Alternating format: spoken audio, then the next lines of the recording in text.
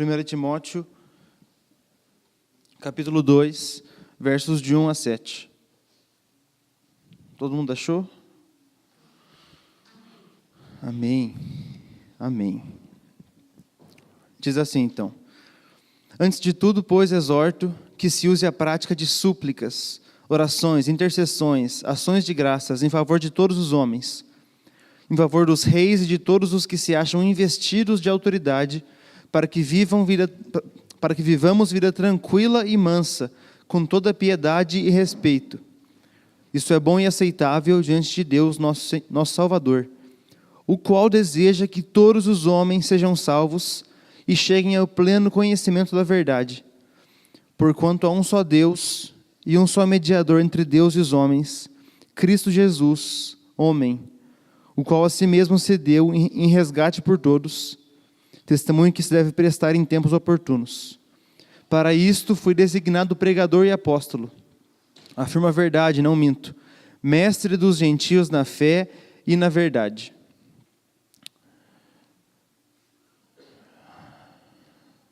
Tem uns textos na Bíblia que me chamam muita atenção. Talvez porque eu não os entenda muito bem. Ou talvez porque eles apresentem uma verdade que vai um pouco além, talvez, do que eu geralmente ouço, ou eu geralmente ouvi ao longo da minha caminhada. Um exemplo clássico para mim, né, é o texto de 2 Pedro 1, verso 3, em que Pedro fala que Deus nos convida a sermos coparticipantes da natureza divina. E um outro texto é o texto de Hebreus 1, 7, se não me engano, em que o autor de Hebreus diz que Jesus Cristo é o resplendor da glória e a expressão exata do ser de Deus. E aí eu gosto de pregar em cima desses textos, porque isso me estimula a ir atrás e a estudar melhor e a pesquisar novas perspectivas acerca desses textos, e aí eu entendo melhor um texto que eu gosto. E esse é outro texto, esse texto de 1 Timóteo 2 é um outro texto que me chama a atenção e que eu confesso que eu nunca, mesmo que ele me chame a atenção, eu nunca tinha dado atenção especial para ele. Mas por causa de uma série de coisas que Deus tem falado comigo, eu fui levado a pesquisar para entender ele melhor e eu quero dividir o que eu descobri, o que eu aprendi, estou aprendendo ainda.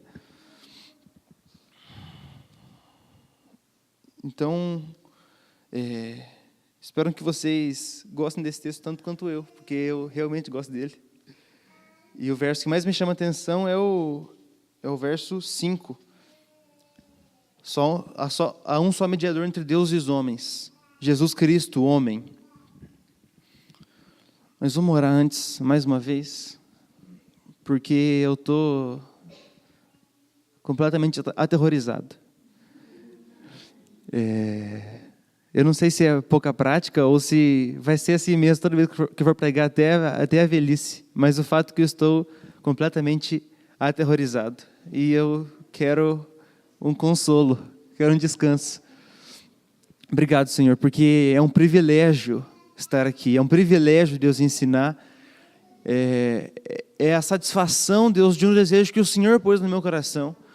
O Senhor me deu o amor pelo estudo e o Senhor me deu o amor pelo ensino, Deus. Obrigado porque o Senhor não faz obra pela metade, mas o Senhor põe o desejo e o Senhor provê os meios para cumprir o desejo. Muito obrigado, Jesus. Quero também te agradecer, Deus, porque ensinar a sua palavra é uma honra e mais do que isso, ensinar a sua palavra aqui, Deus, na minha casa. Ensinar a sua palavra para as pessoas que me escolheram para ensiná-las e para liderá-las é uma honra, Deus. Obrigado, Jesus, por essa igreja, porque eu me sinto acolhido por essa igreja, porque eu me sinto honrado por essa igreja, porque o Senhor me escolheu para essa igreja e o Senhor escolheu essa igreja para mim. O Senhor me ama, o Senhor ama essa igreja e o Senhor, Deus, o Senhor achou que seria uma boa ideia me colocar aqui, nesse dia, hoje. E eu não vou discutir com o Senhor, eu vou só agradecer pela decisão do Senhor e só me resta louvar o Senhor. Deus, muito obrigado. Eu peço que o Senhor divida o seu coração, Deus, com os meus queridos, assim como o Senhor tem feito comigo. e que as coisas que o Senhor tem me dito e as coisas com as quais o Senhor tem me surpreendido também surpreendam e transformem o coração dos meus queridos, Deus. Em nome de Jesus. Amém.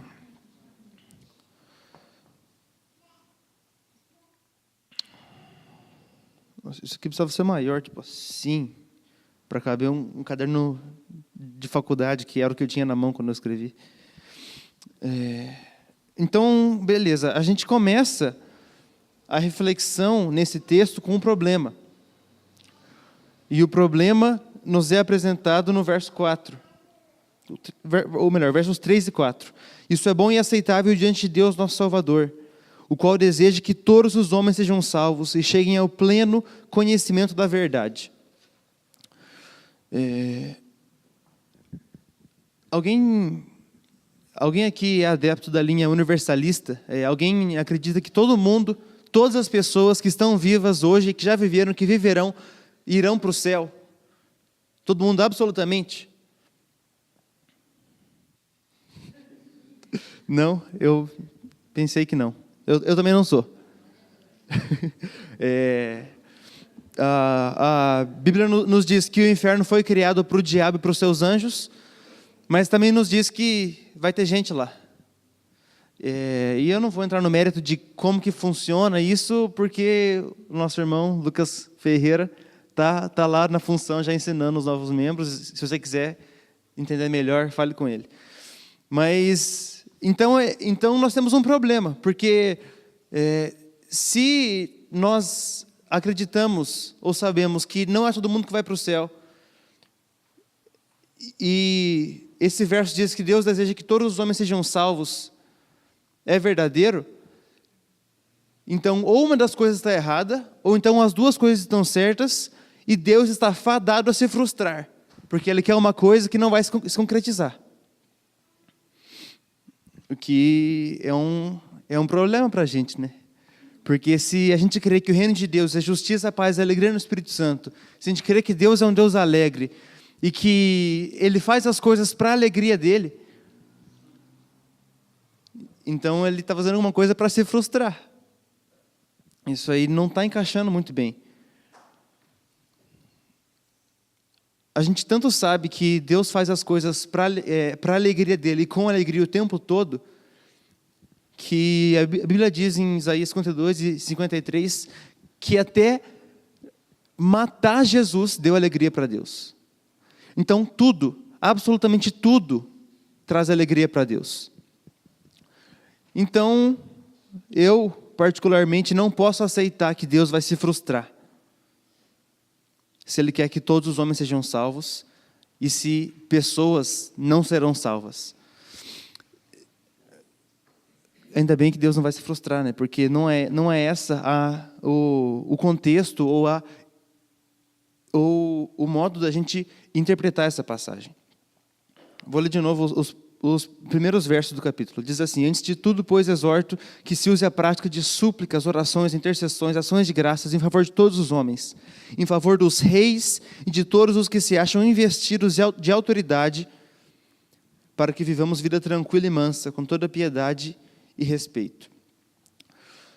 A menção de Paulo aos reis, aos chefes de Estado, aos líderes de governo, traz para esse capítulo um contexto que nos permite interpretar e entender que o que Paulo quer dizer com Deus deseja que todos os homens sejam salvos, é que a salvação que Deus oferece, ela é direcionada, ela é voltada para todos os povos e classes sociais.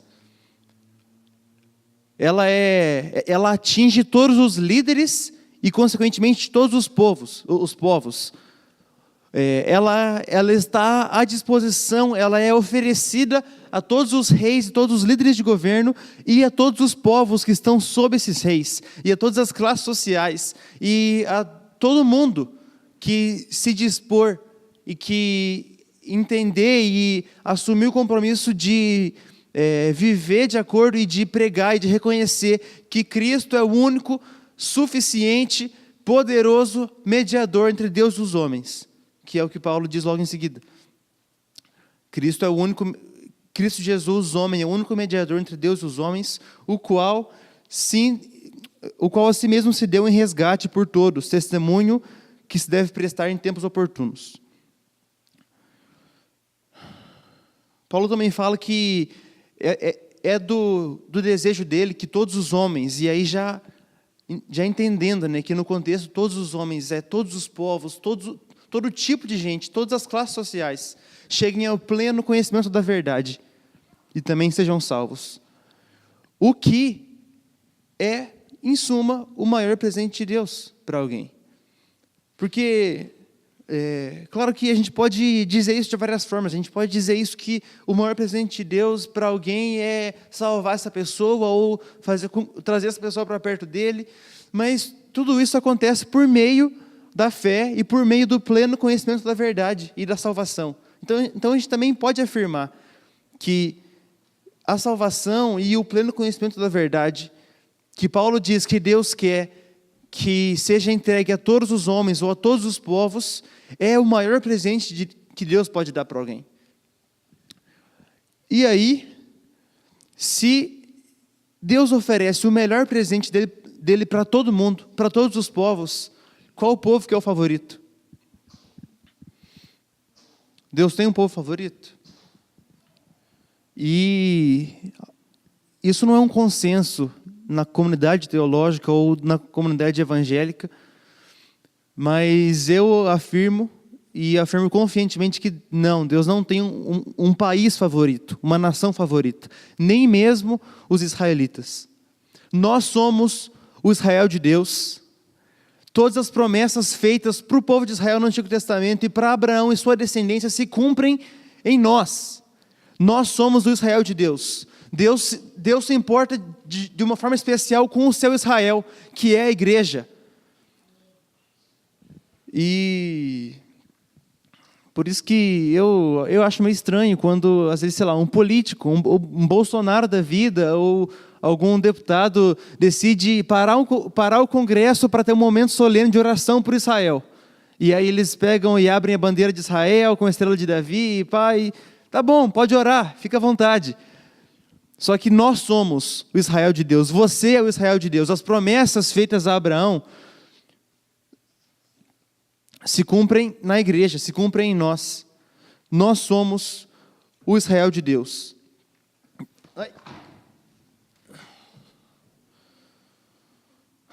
O melhor presente que Deus tem para nós, o melhor presente que Deus tem para alguém é direcionado a nós. Porque Deus não escolheu os etíopes, Deus não escolheu o Brasil. Por mais que muita gente queira acreditar nisso, Deus não escolheu os Estados Unidos da América. Por mais que o Trump queira falar que Deus tem uma ligação especial com a América do Norte, Deus não tem essa ligação especial com a América do Norte. Deus tem uma ligação especial com os seus filhos, com a sua família, com o seu Israel, com a sua igreja. E por que Deus escolheu não limitar isso a nenhum país? Por que Deus escolheu não limitar o carinho dele e a salvação a um povo específico? E aí eu arrisco dizer que é porque Deus ama a humanidade. E eu não quero dizer que Deus ama cada pessoa especificamente. Isso é verdade também, isso é bíblico. Deus ama todos os homens. Mas Deus ama a humanidade. Deus ama aquilo que nos faz humanos.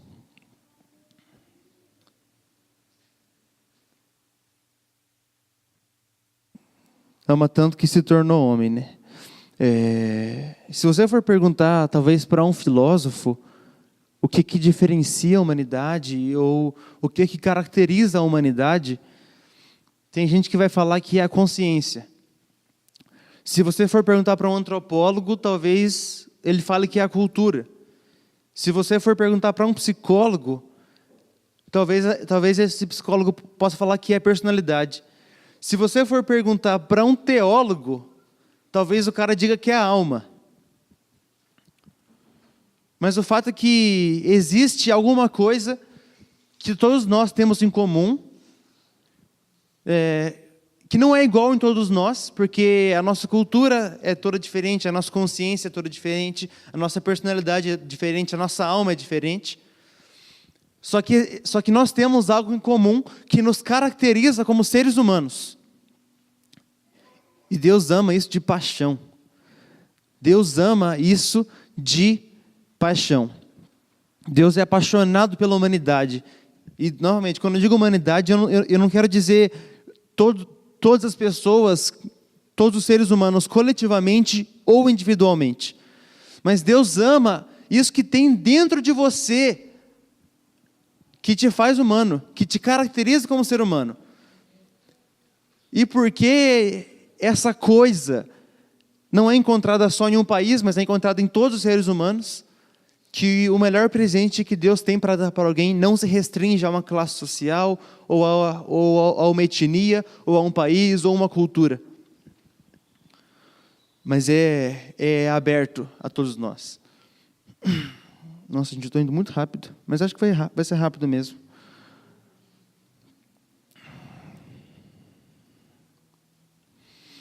Talvez uma pessoa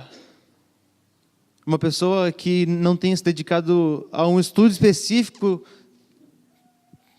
sobre a cultura, ou sobre a filosofia, a consciência, ou a personalidade, possa simplificar essa coisa que nos faz humanos como a nossa individualidade.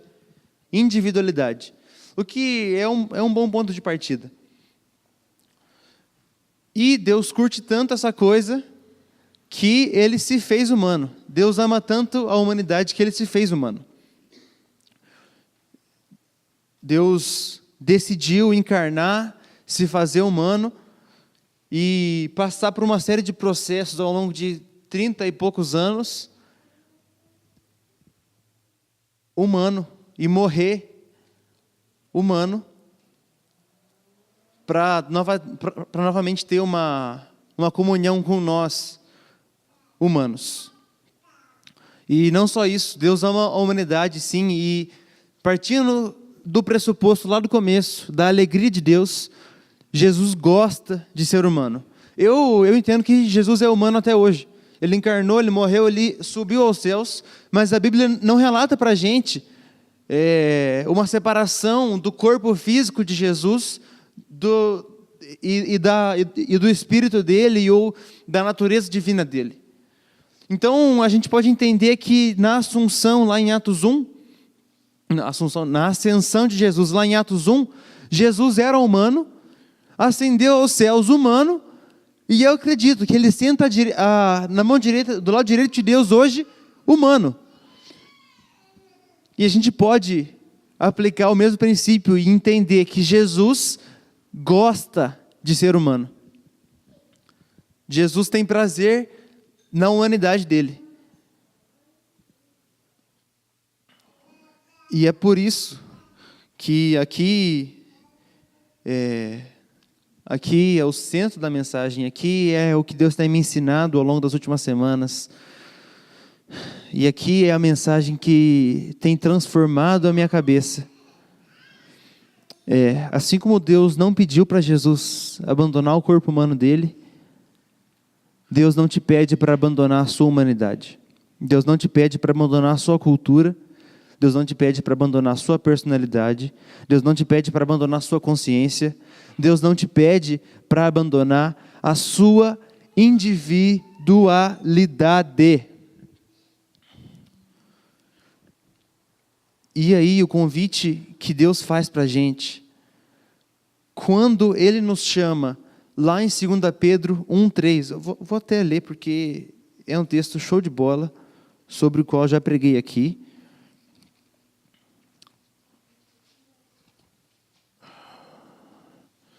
Diz assim, 2 Pedro, capítulo 1, a partir do verso 3. Visto como pelo seu divino poder... Não, vou esperar vocês abrirem então. Quem quer abrir? Já abriu? Querendo mais tempo? Como é que está? Vamos lá então.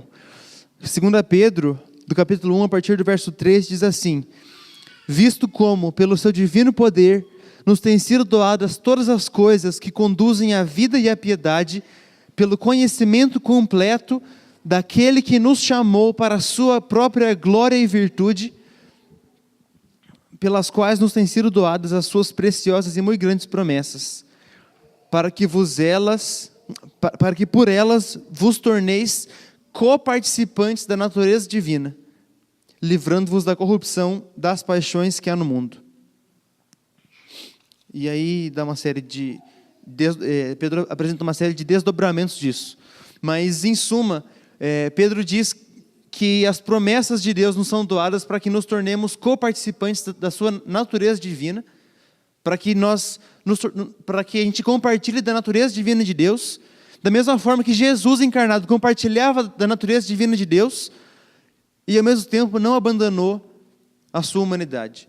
Então a gente sabe então até agora que Deus ama todos os povos e classes sociais igualmente, e que é por isso porque Ele ama a humanidade.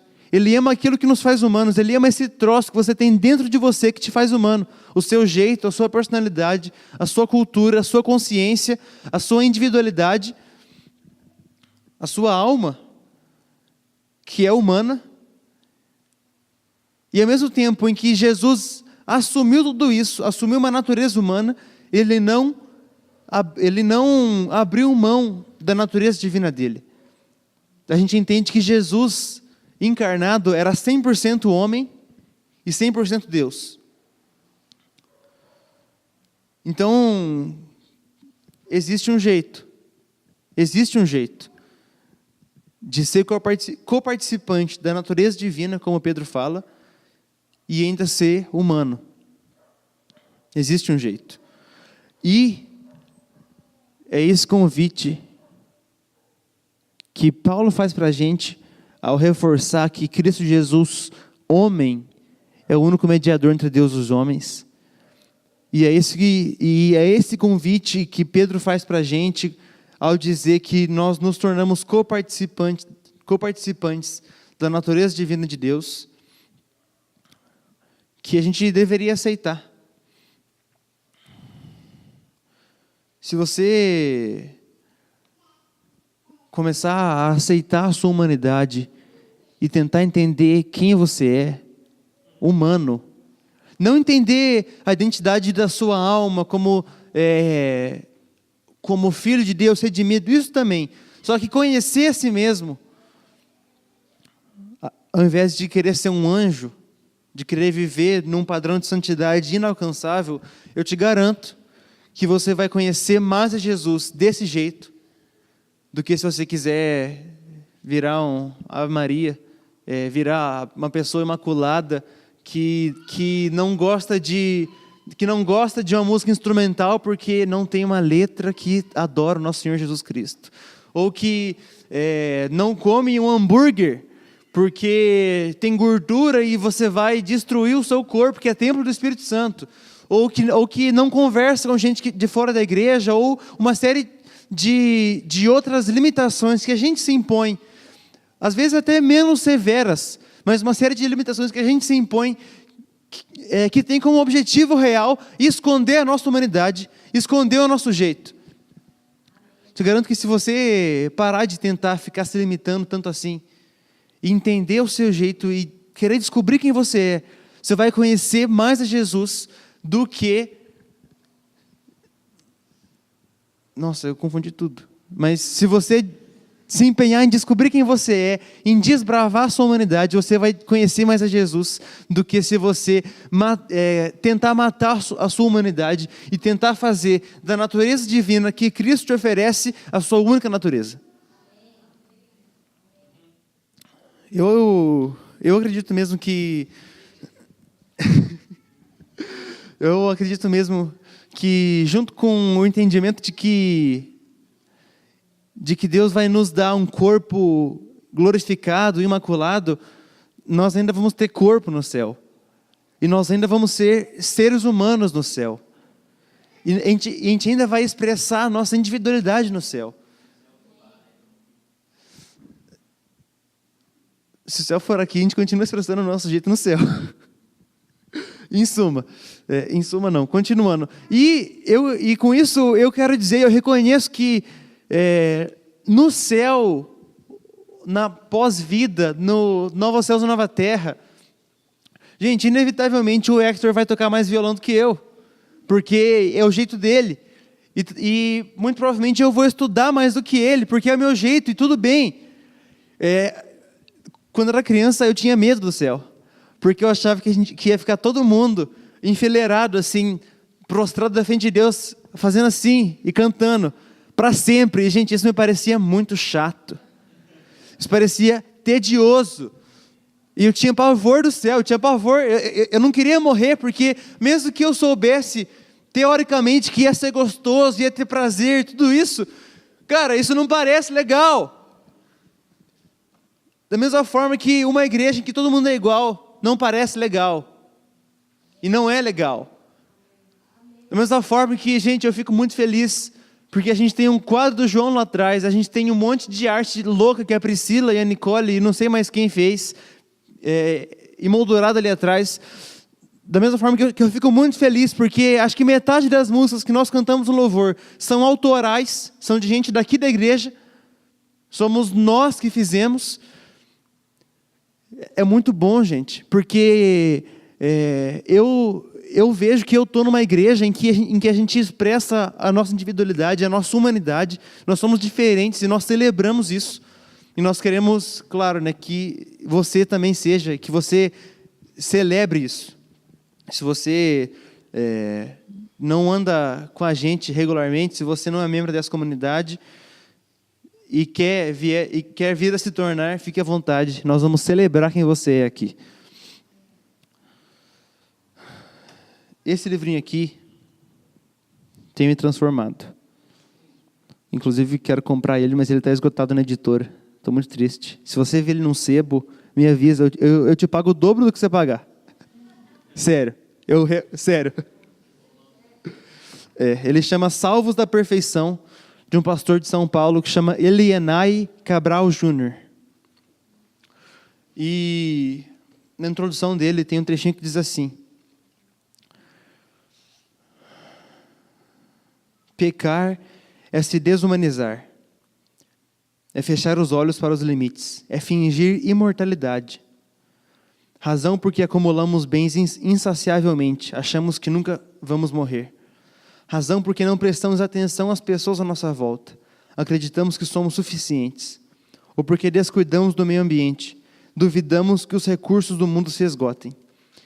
Enganamo-nos agindo como deuses. O Deus da Bíblia é apresentado pelo salmista como aquele que sabe do que somos formados, lembra-se de que somos pó. É o mestre que nos convida a reaprender o caminho de uma boa existência. Pior que a pretensão tola de querer ser como Deus é a religião em nome de Deus. Perdão, vou começar de novo esse parágrafo. Pior do que a pretensão tola de querer ser como Deus é a religião em nome de Deus subestimar a vida humana e insinuar um jeito angelical de viver como um ideal de santidade. Demoniza o que é humano e impõe uma agenda de pretensa divinização da vida. Insinua uma existência sem tensões, medos, dúvidas e aflições, sem pequenos prazeres, sem alegrias banais, sem dança, festa, riso, vinho e amor. O Deus de Eclesiastes, na contramão dessa religião, estimula-nos a reagir às imprecisões da vida com mais humanidade. Vá, coma com prazer a sua comida e beba o seu vinho de coração alegre, pois Deus já se agradou do que você faz. Esteja sempre vestido com roupas de festa e unja sempre a sua cabeça com óleo. Desfrute a vida com a mulher a quem você ama. No entanto, é em Jesus que o Deus das sagradas narrativas nos ensina a melhor lição. Ao fazer-se gente, escolhe a vida humana como a melhor expressão que podemos ter de Deus. Logo, o convite bíblico de nos modelar em Deus somente pode ser aceito a partir de Jesus. Tornar-se parecido com Deus é tornar-se humano como seu Filho, o mais humano dos homens que já viveu entre nós. Ninguém experimentou a humanidade com a intensidade com que Jesus o fez.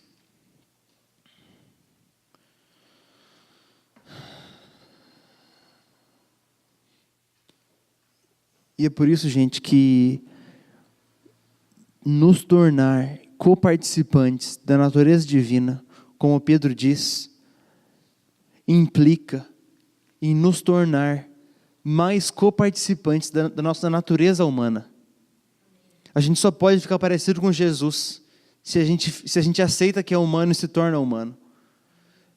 Ser participante da natureza divina é ser participante da sua natureza humana.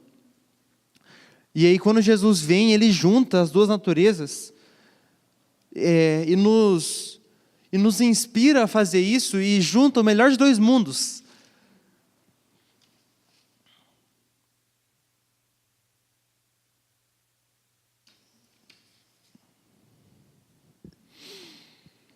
E Jesus nos convida a desbravar a nossa natureza humana, a conhecer a si mesmo, a se permitir gostar das coisas que você gosta, a se permitir agir do seu jeito, a se permitir. Jesus te convida a ser co-participante também da natureza humana dele, não só da divina. A ficar encarnado como ele é encarnado, a não querer passar por uma apoteose. Nos desfiles de carnaval, né, tem uma parte que o comentarista fala que é a apoteose da escola de samba. A apoteose é um termo que a gente usa para descrever um fenômeno em que um homem se torna Deus, ou se torna algo diferente, abandona a sua natureza humana. Tem um quadro da época do Renascimento que é a deusa Vênus numa concha pelada, com gente do lado assim. Quem lembra desse quadro? Eu na verdade acabei de pensar nele, é por isso que não tem imagem ali. Esse quadro também é descrito como não precisa não. Como a apoteose de Vênus, que é a deusa Afrodite também. Vênus, se não me engano, é a correspondente romana da deusa Afrodite. E esse quadro ele é descrito como a apoteose de Afrodite, em que ela deixa de ser humana e em que ela vive entre o Olimpo a partir dali, né? E aí vem Jesus e fala que isso é uma tremenda besteira. Deixa ali. Vem Jesus e fala que ele não quer uma apoteose sua. A apoteose sua, ele providencia quando ele voltar e na ocasião em que ele glorificar o seu corpo, e aí você vai ser 100% participante das duas naturezas. Só que você não precisa tentar forjar uma apoteose hoje. E pode mesmo ser que isso não seja um problema para algumas pessoas, mas é um problema muito grande para mim. Não tentar forjar a minha apoteose, não tentar forjar em mim um jeito angelical, é uma luta minha. E na verdade, até mesmo ontem, eu estava em crise, sozinho no quarto, falando: Deus, que absurdo. Eu não posso pregar, Deus, porque eu sou hipócrita, eu vivo uma falsidade e talvez algumas pessoas na igreja me vejam como muito melhor do que eu sou. Só que isso pode ser verdade, mas eu acho que isso também está muito relacionado a eu querer forjar a minha apoteose e eu querer talvez parecer melhor do que eu sou. Mas o fato é que eu sou humano e durante todos os domingos da República tinha um ser humano pregando aqui. Tinha com certeza Deus agindo e ensinando e tocando os corações, mas tinha um ser humano pregando aqui. E mesmo que às vezes eu lute com o meu orgulho, querendo falar para mim mesmo que eu não sou tão legal quanto eu acho que eu sou, e às vezes eu lute contra mim mesmo, dizendo que não, na verdade, tudo bem eu ser humano, tudo bem eu ter as falhas que eu tenho, e eu vou lutar contra elas, porque o convite de Jesus para a humanidade não é um salvo-conduto, uma carta branca para você fazer o que você quiser. Mas é um convite para entender a si mesmo, conhecer a si mesmo. E tudo bem, tá bom, eu sou falho, e eu vou ser mesmo. E Deus tem dado graça, e eu luto contra as minhas falhas, mas é isso mesmo que Deus quer que eu seja, humano.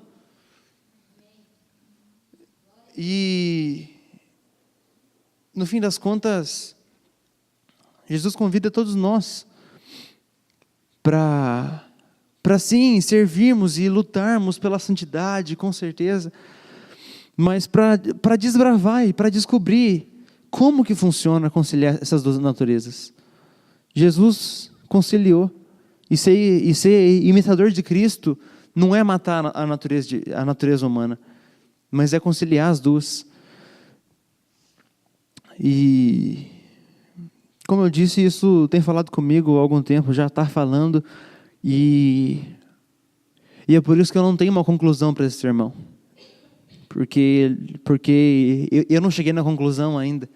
Na minha vida com Deus, eu não cheguei na conclusão ainda, e eu não sei com que isso se parece, com que conciliar as duas naturezas se parecem. E na verdade, às vezes eu fico frustrado, porque parece que todo estudo que eu dou é assim. É alguma coisa, eu falo alguma coisa que eu não sei como terminar. Mas descubra comigo, então. Descubra comigo com o que se parece. Descubra com os crentes ou com essa igreja ou com Jesus. Abra sua Bíblia e descubra com o que se parece ser você mesmo e ser espiritual ao mesmo tempo. Porque, no fim das contas, foi para isso que Jesus morreu. Jesus morreu para que a gente não precisasse ser só humano, mas pudesse ser divino também. Divino também. E não só divino, né?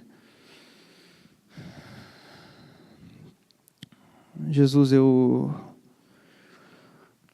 te agradeço, Deus, porque o Senhor me dá liberdade para ser quem eu sou.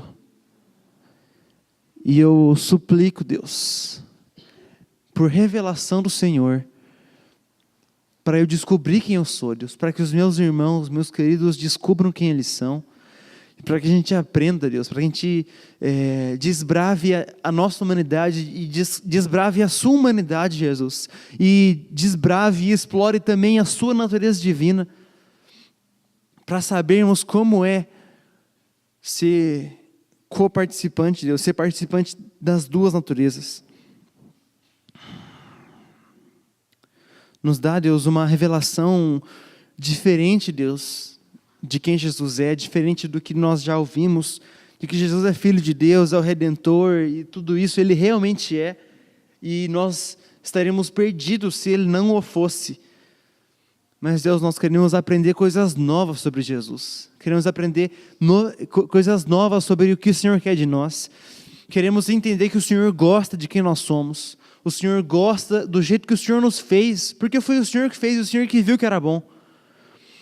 E, Deus, nós queremos aproveitar, Deus, e gostar junto com o Senhor. Nós queremos olhar para nós e para os outros e vermos, e queremos ver que a nossa humanidade, a nossa consciência, personalidade, tudo isso é boa, assim como o Senhor viu que era bom.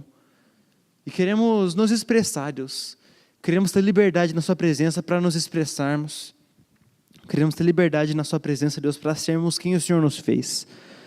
Deus, nós não precisamos nos esconder, Deus. Nós não precisamos esconder quem nós somos, porque foi o Senhor que nos fez, o Senhor que nos fez de um jeitinho especial, diferente a cada um de nós.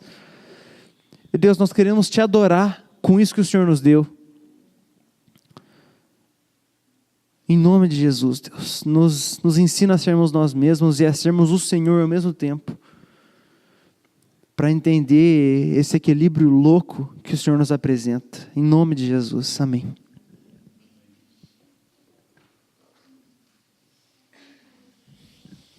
Obrigado, Lu.